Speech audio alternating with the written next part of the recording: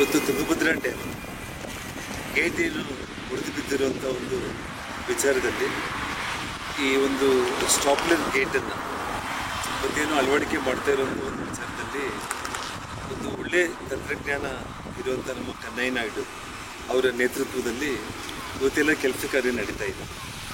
ನಾನು ಅದನ್ನು ವೀಕ್ಷಣೆ ಮಾಡಿದ್ದೇನೆ. ಈ ಒಂದು ವಿಚಾರದಲ್ಲಿ ಯಾಕೆ ಇಷ್ಟೆಲ್ಲ ತಡ ಆಗ್ತಾ ಇದೆ ಅನ್ನುವಂಥದ್ದು ನೋಡಿದಾಗ ನಾನು ಇದರಲ್ಲಿ ರಾಜ್ಯಗಳ ಬಗ್ಗೆ ನಾನು ಏನೋ ಒಂದು ಅಪಾದನೆ ಮಾಡಬೇಕು ಅನ್ನೋದು ವಿಚಾರ ಅಲ್ಲ.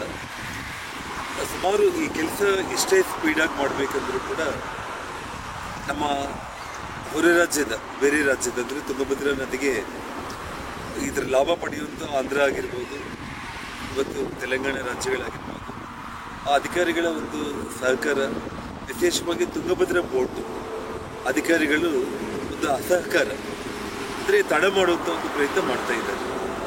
ಅದರಿಂದ ಏನಂದರೆ ಈ ನೀರು ಹರಿದೋಗೋದ್ರ ಮೂಲಕ ಆ ರಾಜ್ಯದ ಒಂದು ತುಂಗಭದ್ರಾ ನದಿ ಅಡಿಯಲ್ಲಿ ಇವತ್ತೇನು ಅಣೆಕಟ್ಟು ನಿರ್ಮಾಣಗಳಾಗಿದೆ ಅದು ಇದರ ಲಾಭ ಪಡೆಯುವಂಥ ಯೋಚನೆ ಮಾಡ್ತಿರೋದು ಒಂದು ದುರ್ದೈವದ ಸಂಗತಿ.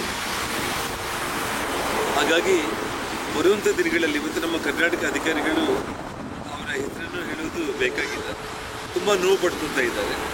ಕೆಲಸ ತಡ ಆಗೋದಕ್ಕೆ ಕಾರಣ ತುಂಗಭದ್ರಾ ಬೋರ್ಡಿಂದ ಸರಿಯಾದ ಒಂದು ಸಹಕಾರ ಸಿಗ್ತಾ ಇಲ್ಲ ಅಂತ ಹೇಳ್ಬಿಟ್ಟು ನಾನಿಷ್ಟೇ ಮನವಿ ಮಾಡ್ಕೊಳ್ತಾ ಇರುವಂಥದ್ದು.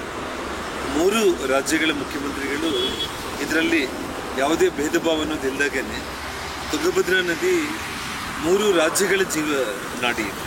3 ರಾಜ್ಯಗಳಿಗೆ ಜೀವ ಕೊಡುವಂಥ ಒಂದು ರೈತರಿಗೆ ವಿಶೇಷವಾಗಿ ಒಂದು ಪ್ರಾಣದಾತಿ ಅಂತಲೇ ನಾವು ಹೇಳಬೇಕಾಗುತ್ತೆ. ಅನ್ನ ನೀಡುವಂಥ ರೈತರಿಗೆ ಇವತ್ತು ಈ ತಾಯಿ ತುಂಗಭದ್ರಾ 3 ರಾಜ್ಯಗಳಿಗೂ ಮುಖ್ಯ. ಹಾಗಾಗಿ ಇದರಲ್ಲಿ ಯಾವುದೇ ಒಂದು ತಾರತಮ್ಯ ಅನ್ನೋದು ಇರಬಾರ್ದು.